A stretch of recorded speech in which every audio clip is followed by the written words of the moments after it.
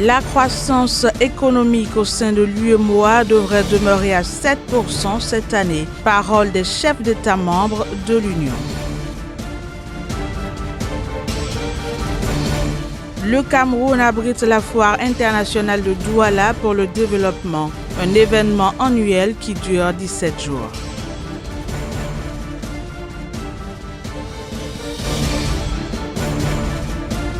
Puis l'exécutif béninois fixe un prélèvement de 50 francs CFA par kilogramme de noix de cajou exportée. La taxe sera versée au cordon douanier.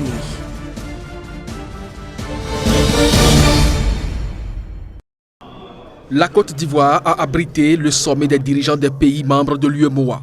Lors des assises, ces derniers ont estimé que la croissance économique dans l'espace, regroupant 8 pays d'Afrique de l'Ouest, devrait demeurer forte en 2017, et ce, malgré la persistance des menaces terroristes dans l'espace communautaire. La croissance économique au sein de l'Union économique et monétaire ouest-africaine devrait en effet demeurer à environ 7%, malgré la persistance des menaces sécuritaires et un contexte économique mondial morose. Elle sera soutenue par la bonne tenue des productions agricoles, industrielles et des services. Avec un taux de croissance économique de 2,8% en 2016, l'UEMOA affiche un taux de 4 fois supérieur à la moyenne de l'Afrique subsaharienne, car ce taux pour l'Afrique était seulement de 1,6%. Selon les premières indications, les perspectives économiques pour l'année 2017 sont également favorables, malgré toutes les contraintes que nous vivons au quotidien. Le taux de croissance dans l'UEMOA en 2016 est estimé à 6,8% contre 6,6% en 2015. L'UEMOA avait dénoncé en mai 2016 la chute de 6% de l'activité touristique depuis 2015 et des recettes générées de 3% en raison essentiellement de menaces terroristes dans sa zone. Le taux d'inflation dans l'espace s'est réduit à 0,3% en 2016 contre 1% en 2015. Toutefois, le taux d'endettement global de l'Union est passé à 45,1% du produit intérieur brut en 2016 contre 70%, la norme communautaire.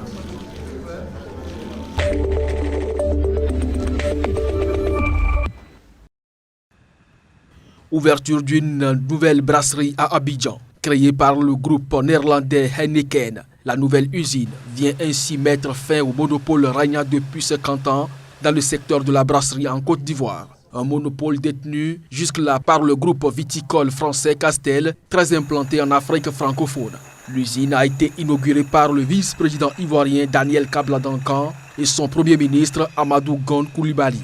Ultramoderne, elle est estimée à 150 millions d'euros et bâtie en 13 mois sur une superficie de 12 hectares dans la nouvelle zone industrielle au nord d'Abidjan.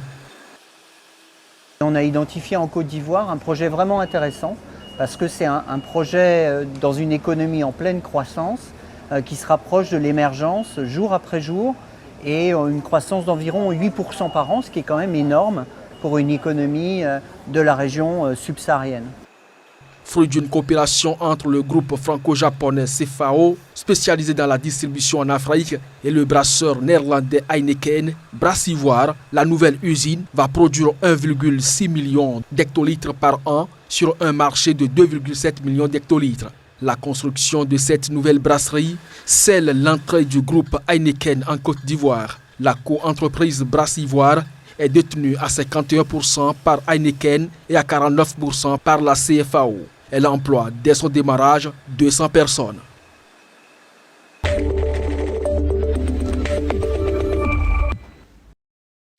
C'est le complexe du docteur Joël Ekinde situé au quartier Bonankando à Deido qui vibre au rythme de la foire économique et professionnelle dénommée Foire de Douala.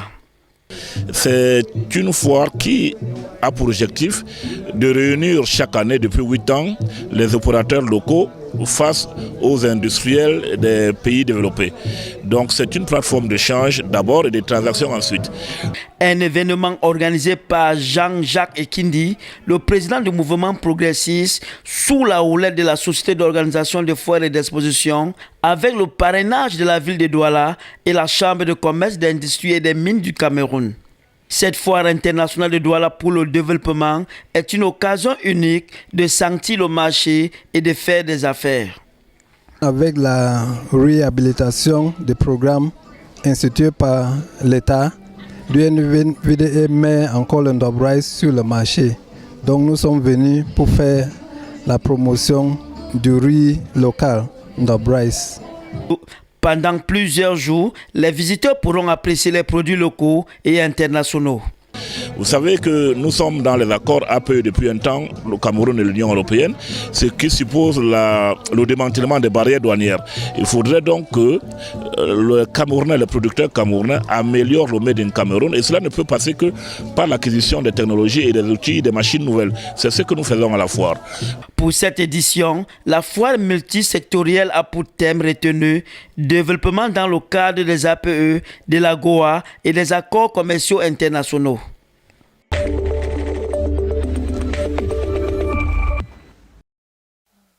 Awa Kaba est ingénieure de conception en informatique. La jeune Sénégalaise a lancé en 2014 une plateforme e-commerce qui s'appelle Souretoul. L'objectif de la plateforme est de rapprocher l'offre rurale de la demande urbaine en permettant aux femmes qui font la transformation des produits agricoles de pouvoir accéder au marché. Nous avions identifié en fait des problèmes dans le secteur de l'agriculture au Sénégal. Et l'un des problèmes les plus importants, c'était la commercialisation des produits agricoles transformés au Sénégal. Nous avions remarqué qu'il y avait énormément de femmes qui travaillaient dans le secteur, mais qui n'avaient pas de visibilité. Et les produits qu'elles transformaient n'étaient pas non plus disponibles dans les boutiques, dans les supermarchés. Donc les consommateurs n'avaient pas en fait connaissance de ces produits-là. Nous nous sommes dit, avec la technologie et avec notre background en informatique, que nous pouvions mettre en place une plateforme e-commerce pour leur permettre d'écouler leurs produits. Funti Service, une unité de transformation des produits agricoles, opère depuis 2010. En 2014, elle décide d'intégrer la plateforme Souretoul pour la commercialisation de ces céréales transformées. Cette collaboration avec la plateforme de vente en ligne lui a permis d'avoir une plus grande visibilité et améliorer la qualité de ses produits. La relation que j'ai avec Awa Kaba, Souretoul, son entreprise, m'a permis d'avoir un autre type de clientèle qui, je pense, me forme aussi, m'a permis aussi de me faire. Parce que leur exigence, à coup sûr, fait qu'on est obligé de se réorganiser, de donner une attention particulière à la production, de miser sur la qualité et aussi sur la présentation des produits. Souretoul est la première plateforme dédiée à la promotion et à la commercialisation des produits agricoles transformés au Sénégal. Lancée en 2014 avec 5 PME de femmes alliées et 100 produits référencés, aujourd'hui, 400 produits sont disponibles sur la plateforme. Ils proviennent de 12 PME de femmes.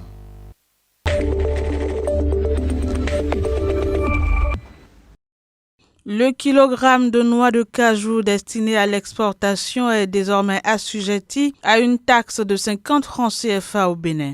Une mesure prise dans un décret adopté par l'exécutif béninois au terme d'un conseil des ministres. Le montant sera versé par les exportateurs au secteur douanier. Cette taxe est indépendante de celle de 10 francs CFA prévue par la loi de finances 2017. Ce prélèvement concerne entre autres les exportations de noix de cajou brutes, des matières premières et des produits agricoles non transformés, à l'exception des fruits et légumes. Parallèlement à l'instauration d'une taxe à l'exportation, le gouvernement béninois a réaffirmé l'interdiction des exportations de la noix de cajou par voie terrestre. Au cours de l'année 2016, le Bénin a produit 120 000 tonnes de noix de cajou. Précisons que la campagne 2016-2017 s'est ouverte le 3 mars dernier sur la base d'un prix plancher de 500 francs CFA le kilogramme et s'achèvera le 31 octobre 2017.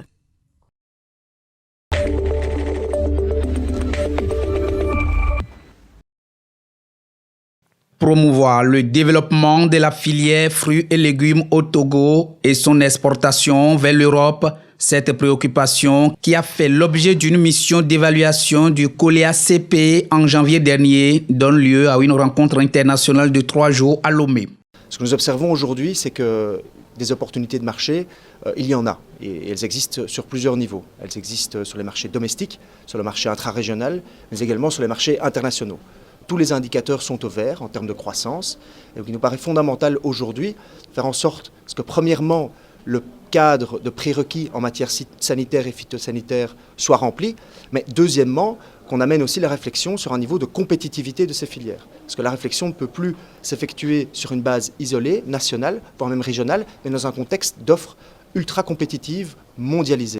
En prélude à cette rencontre internationale, il a été question le 4 avril dernier de la mise en œuvre d'un plan national pour le développement de cette filière.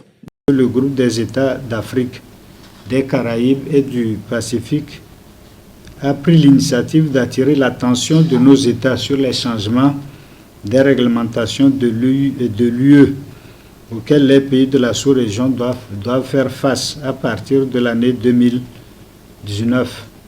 Déjà doublé en ces 10 dernières années, l'exportation des fruits et légumes togolais passera de plus de 30% au lendemain de cette rencontre de formation et d'information sur les normes européennes admises en la matière selon les organisateurs de ces assises.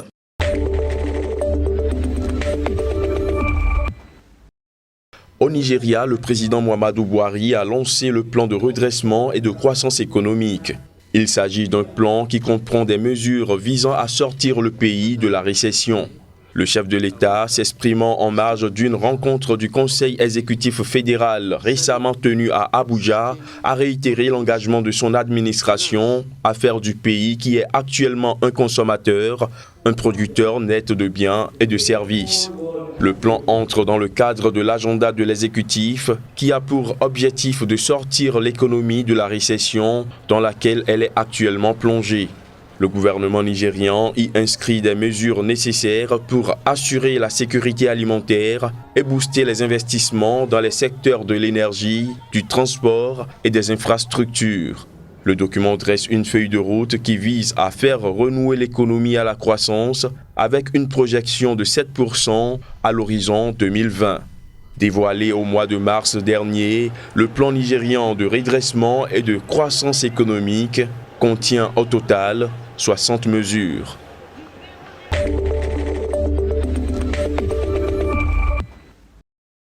En Ouganda, le gouvernement veut faire passer sa production caféière à 20 millions de sacs à l'horizon 2020 à raison de 60 kg par sac. Cette ambition s'inscrit dans le cadre de l'initiative Opération de création de richesse. Lancé par le gouvernement en 2013, ce programme vise à améliorer les revenus des ménages ougandais par le biais de l'agriculture. Pour atteindre cet objectif de production, le gouvernement entend encourager l'emploi des méthodes modernes d'agriculture, notamment dans l'irrigation. Il mise également sur la distribution chaque année de 300 millions de plants de café aux producteurs. Le gouvernement prévoit par ailleurs de booster la production grâce à une meilleure politique de gestion des terres dédiées à la culture du café. En Ouganda, beaucoup de terres restent inexploitées. Les autorités veulent désormais créer un cadre réglementaire qui pourrait permettre aux agriculteurs de s'associer afin de rendre ces terres productives pour en tirer des profits au-delà de la subsistance. Selon les prévisions du département américain pour l'agriculture, l'Ouganda devrait produire pour la campagne en cours 3,7 millions de sacs de café.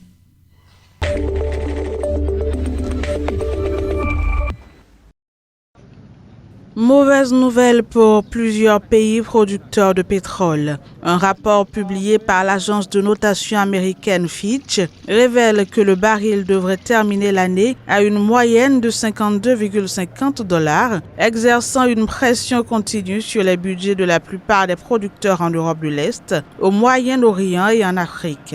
Selon ce document, les experts de Fitch ont centré leurs études sur 14 pays de ces régions et révélé que 11 d'entre eux seraient incapables d'équilibrer leur budget si leur prévision du prix moyen du pétrole s'avère correcte. Par conséquent, si le baril termine l'année en dessous de la moyenne de 52,50 $, ces 11 pays connaîtront davantage de difficultés pour financer leur budget. Les pays ayant un prix de rentabilité inférieur à la moyenne déterminée par l'agence de notation Fitch sont le Koweït, le Qatar et la République démocratique du Congo, avec respectivement 45, 51 et 52 $. Soulignons que dans ces pays, les compagnies pétrolières ont élaboré de solides programmes de réduction des coûts de production de l'or noir. Le rapport indique également que le Nigeria aura besoin d'un prix du baril à 139 $ pour être bénéficiaire.